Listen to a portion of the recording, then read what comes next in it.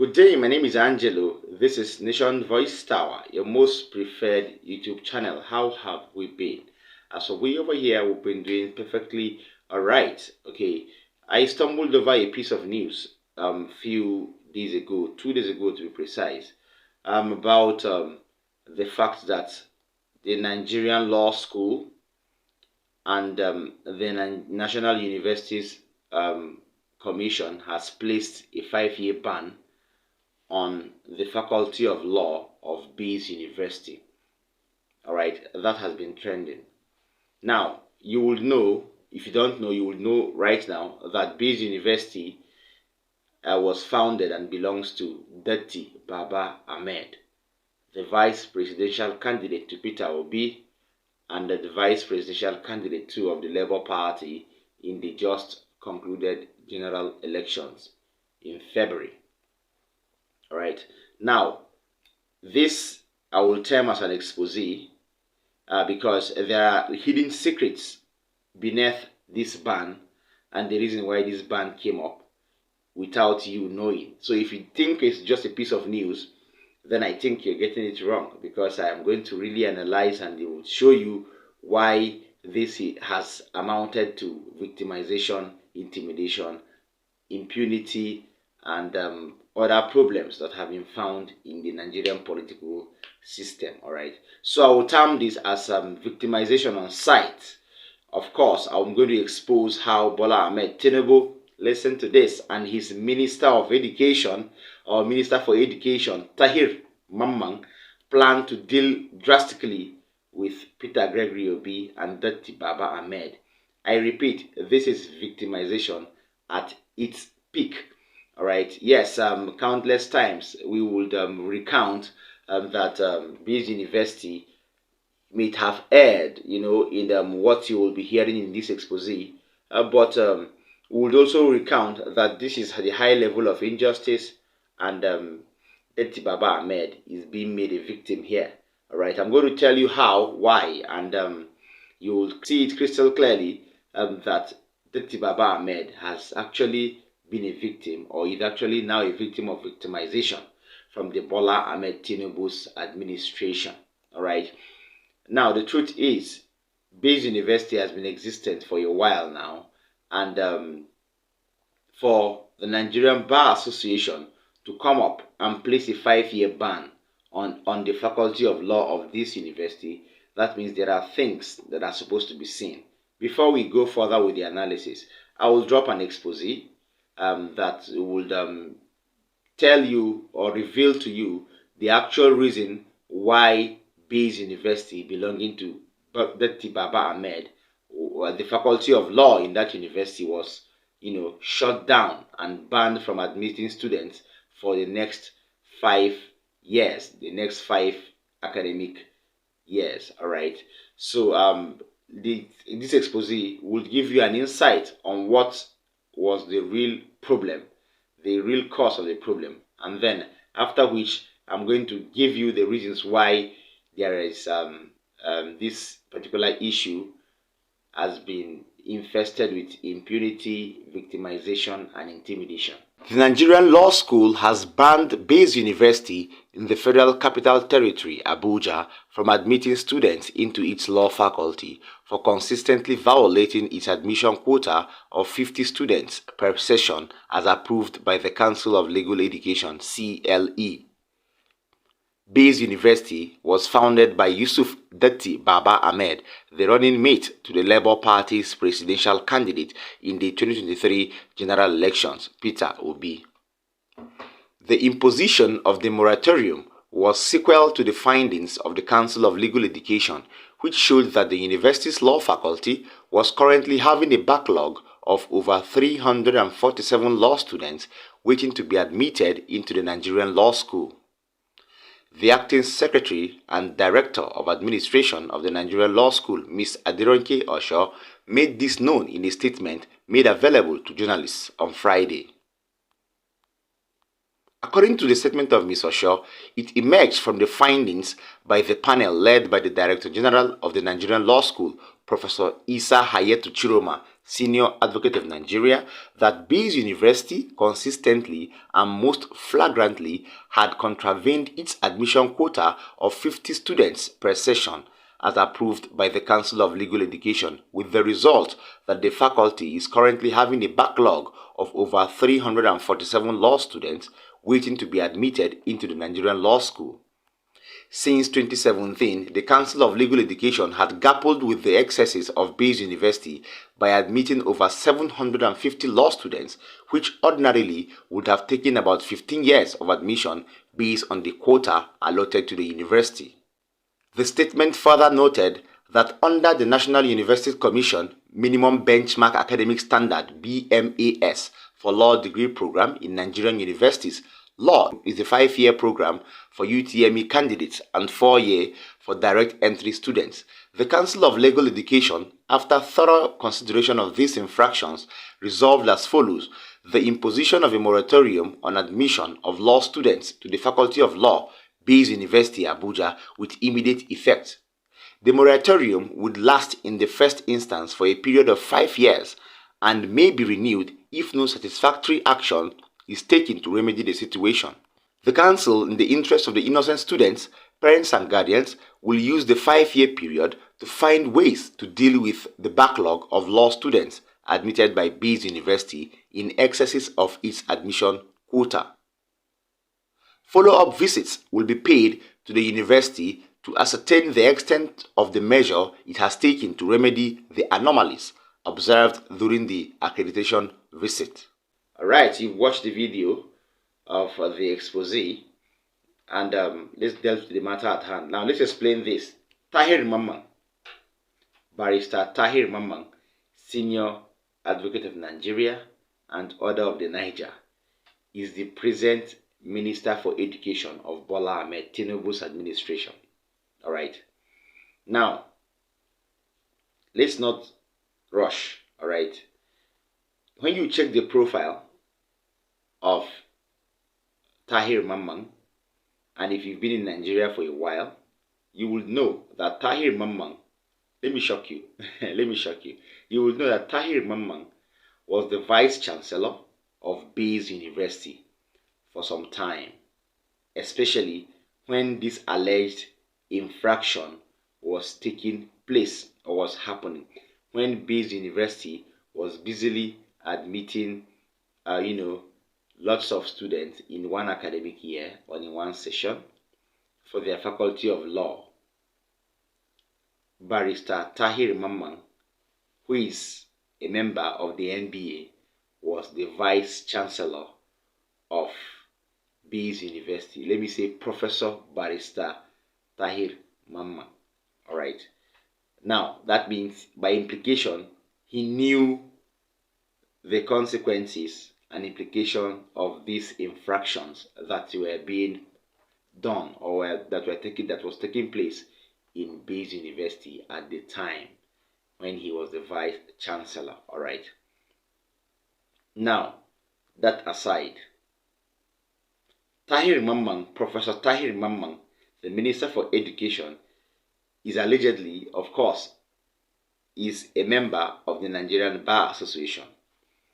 That means he belongs to the two sectors, the Nigerian Bar Association, the judiciary, and the education sector, all right, the arm of government, judiciary, and the education sector. That means he knows the grave consequences of this infraction and of this violation of the code of conduct or the law by Bayes University's Faculty of Law or by the management of Bayes University. All right.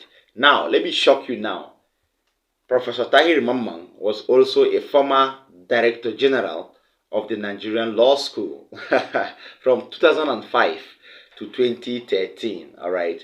That means he actually has a grip on, the rules and regulations, and of course the university regulations that have been stipulated for the Faculty of Law by the NBA, right? Yes, that is how it is. We will not assume that is how it is and that is how it's supposed to be. All right. So ordinarily, Tahir Mamman should know the consequences of such infractions, especially while they were taking place as he was VC or Vice Chancellor of Bayes University. So the question is, why come for Bayes University now? Why now? Why 2023? Why haven't the previous government come for Bayes University's Faculty of Law? Why is the ban being actualized now? That is one. Two is, obviously, from what we've seen in this expose and from my analysis, you will know that they want to just cripple Datti Ahmed for speaking up, because this is just a clear plot. All right, Bola Tinubu and his cohorts have sent Professor Tahir Mamman to, activate that part. Of course, he knows the secrets of Bayes University. He knows what has been happening. I would love to say this is not the only university that has this issue, but Bayes University has been made a scapegoat because Datti Ahmed is a victim. All right, he is a politician and he is a political victim of Bola Ahmed Tinubu and his cohorts. All right, so for this to erupt or emerge of recent, you should be able to understand that it has been a plot in the APC for Professor Tahir Mamman, since he knows, the weak points of Bayes University, and they have now tried to use it to cripple Datti Ahmed. For the next 5 years, the Faculty of Law of Bayes University would not admit or may not admit law students, all right, and then for violating those laws of the NUC and the Nigerian Law School, right, the NLS. All right. Now the truth remains that we should look at it in this perspective. Law students actually pay more in every institution. That means for the next 5 years, this Bola Ahmed Tinubu's administration and cohorts have crippled Datti Ahmed financially. Although he has other businesses, he will not be crippled. But for large funds to stop coming into an institution of this caliber, like Bayes University, from the Faculty of Law, that is something else. All right. So I am saying categorically that this is a plan to cripple Datti Ahmed, and maybe Peter Obi, perhaps, yes. So and then they are getting to that point. But we'll see how this movie plays out. All right, it's a movie, and we'll see how it plays out. Yes. Secondly, I would not love to talk on the first update much. Now, secondly, the excesses and the messes of the mess ups of the National Assembly has been way too much. How these people have been passing bills that are meant to or are seen as rubber stamp bills, right, without even questioning, the credibility of these bills, policies, and all that. They just have millions of naira to share amongst themselves, and the National Assembly now acts as if there are no opposition members or opposition legislators in these various parliaments or various chambers. All right, to that effect, I would say that any National Assembly that does not have, the guts to challenge the executive is not worthy to be identified as one, because all the bills that Bola Tinubu has brought up to them has been approved. Aside the fact that they stopped Bola Tinubu from invading Niger and other, useful decisions I think they have made, especially stopping the purchase of the presidential yacht. All right. These were obvious reasons why they felt Nigerians would hold them accountable. So they needed to quickly make a very, very positive move. So I have Constance Ikoku, a Arise News analyst, who actually has lots of things to say on why she thinks this National Assembly should not be addressed as a National Assembly with dignity. Please stay tuned.